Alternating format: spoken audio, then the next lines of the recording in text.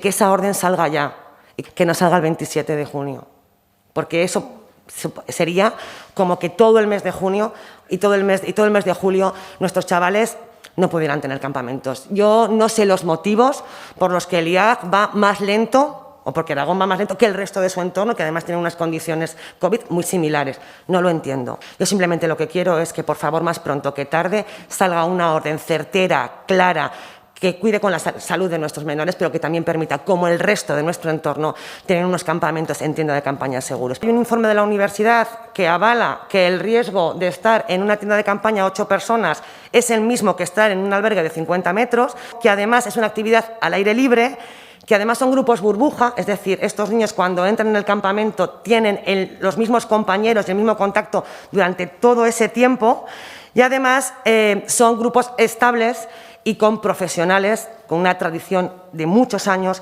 con respecto a las actividades y a la protección de los pequeños. Nuestros niños se van a ir a Lérida y se van a ir a Soria, porque aquí no se les permite.